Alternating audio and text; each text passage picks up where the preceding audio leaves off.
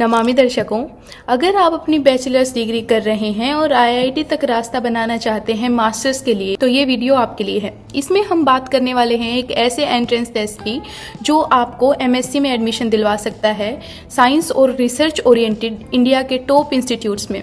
अब ये कौन सा एग्ज़ाम है, इसके एलिजिबिलिटी क्राइटेरिया क्या है और कौन कौन से ऐसे सब्जेक्ट्स हैं जिनके लिए ये आईआईटीज़ कंडक्ट करवाती हैं, और अगर आप इसको क्रैक कर लेते हैं तो आपके लिए कौन से रास्ते खुल जाते हैं, कौन सी डायरेक्शंस आपको मिल जाती हैं, ये सभी बातें हम इस वीडियो में करने वाले हैं।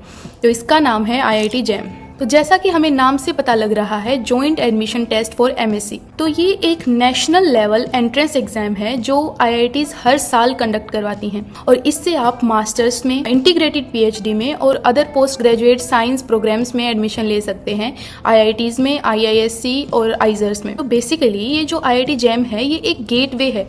अगर आप एमएससी, इंटीग्रेटेड पीएचडी या अदर साइंस और रिसर्च ओरिएंटेड प्रोग्राम्स में जाना चाहते हैं इंडिया के टॉप इंस्टीट्यूट्स में, तो ये आपके लिए एक गेटवे का काम करता है।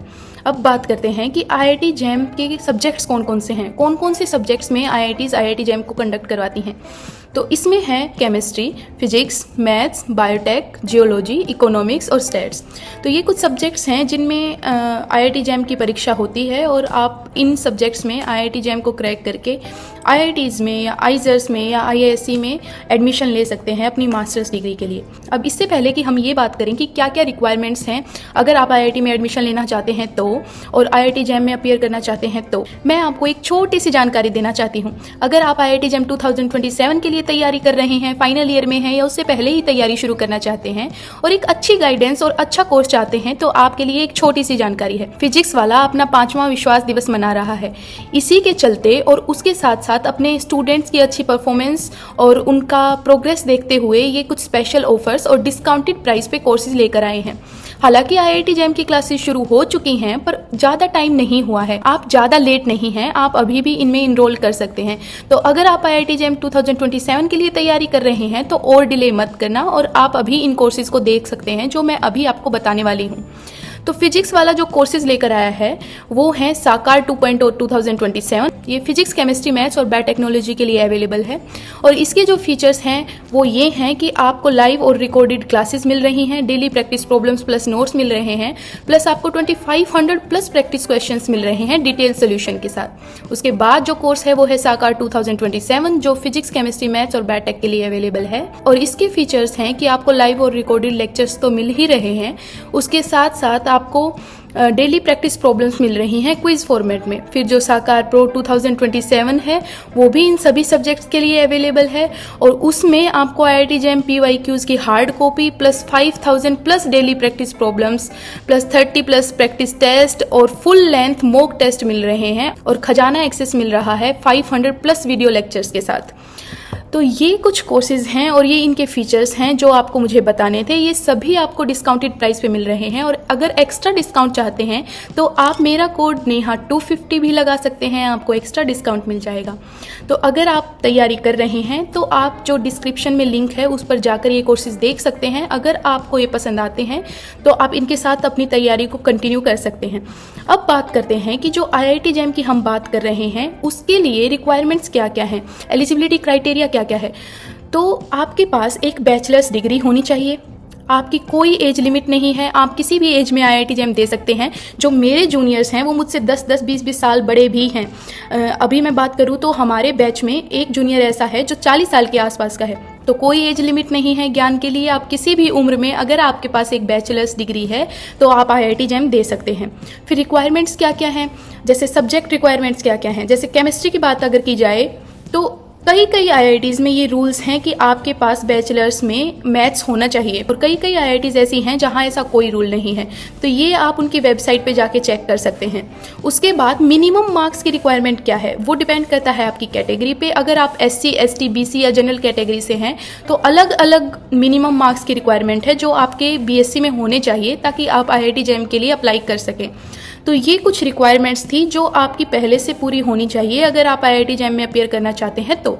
अब इसके एग्ज़ाम पैटर्न की बात कर लेते हैं। तो ये एक कंप्यूटर बेस्ड टेस्ट है, CBT मोड है। इसमें आपको 3 घंटे मिलते हैं और ये 100 मार्क्स का होता है और इसमें 3 सेक्शंस होते हैं आपके MCQ टाइप क्वेश्चंस, फिर MSQ, फिर NAT टाइप क्वेश्चंस। और इनमें क्या होता है, आपके पास मल्टीपल चॉइस होती हैं पहले सेक्शन में और नेगेटिव मार्किंग भी होती है। सेकेंड जो सेक्शन है उसमें आपके पास मल्टीपल सिलेक्ट क्वेश्चंस होते हैं और यहाँ पर नेगेटिव मार्किंग नहीं होती है। जो तीसरा सेक्शन है उसमें आपके पास NAT टाइप क्वेश्चंस होते हैं, न्यूमेरिकल आंसर टाइप क्वेश्चंस, और इनमें आपको कोई ऑप्शन नहीं मिलता। तो ये 3 सेक्शन है, MCQ, MSQ और NAT टाइप क्वेश्चंस। तो ये था IIT JAM का एग्जाम पैटर्न। अब बात करते हैं कि एक बार मान लीजिए आपने IIT JAM दे दिया, आपने कट ऑफ क्लियर कर ली, आपने मास्टर्स में एडमिशन ले लिया, तो उसके बाद आपके लिए क्या क्या रास्ते खुल जाते हैं, आपको ऐसे कौन कौन से फ्यूचर ऑप्शंस मिल जाते हैं जो अगर आप नॉर्मली कहीं से मास्टर्स कर रहे हैं तो आपको नहीं मिल पाते। तो उसमें आता है कि आपको यहाँ पर ढेर सारा रिसर्च एक्सपोजर मिलता है। उसके बाद आपको PhD के लिए आपके रास्ते खुल जाते हैं। अगर आप फॉरेन PhD करना चाहते हैं तो आपके लिए चीज़ें बहुत ज़्यादा आसान हो जाती हैं। उसके बाद जो CSIR, NET, GATE ऐसे जो एग्ज़ाम्स हैं उनके लिए आपका अच्छा बेस बन जाता है, स्ट्रॉन्ग बेस बन जाता है, तो आप वो ईजिली क्रैक कर सकते हैं। और फिर जो research and development career options हैं वो आपके लिए खुल जाते हैं। R&D में आप आराम से जा सकते हैं। उसके साथ साथ आपको जो कैंपस लाइफ जीने का मौका मिलता है, इसमें आप ढेर सारी चीज़ें सीखते हैं, बहुत सारे लोगों से मिलते हैं, उनके विचार जानते हैं, आपके प्रोफेसर्स, आपके साथ जो स्टूडेंट्स आए हैं उनसे, और कैंपस में जो और लोग रह रहे हैं जिन्होंने अपने एक्सपीरियंस से बहुत सारी चीज़ें सीखी हैं, वो आपको यूं ही बैठे बैठे एक दूसरे से जानने को मिल जाती हैं। तो फाइनल क्वेश्चन है, इज़ इट वर्थ इट? तो इसका जवाब देने से पहले हम ये बात कर लेते हैं कि आपको रिसर्च एक्सपोजर मिलता है, अच्छी खासी एकेडमिक ग्रोथ मिलती है, फिर उसके बाद नेट गेट जैसे एग्जाम्स के लिए आपका स्ट्रॉन्ग बेस बन जाता है और बहुत सारी रिसर्च अपॉर्चुनिटीज़ आपके लिए खुल जाती हैं। तो इन सभी चीज़ों को देखते हुए जो आंसर है वो बहुत ही क्लियर है कि yes, it is worth it. तो IIT JAM केवल एक एग्ज़ाम नहीं है, ये एक इकोसिस्टम चेंज है। तो 2027 वाले IIT JAM की तैयारी कब से शुरू कर रहे हो? अगर ये सभी बातें जानने के बाद आपकी रुचि इस एग्ज़ाम में बनती है तो आप इसकी तैयारी अभी से शुरू कर दें।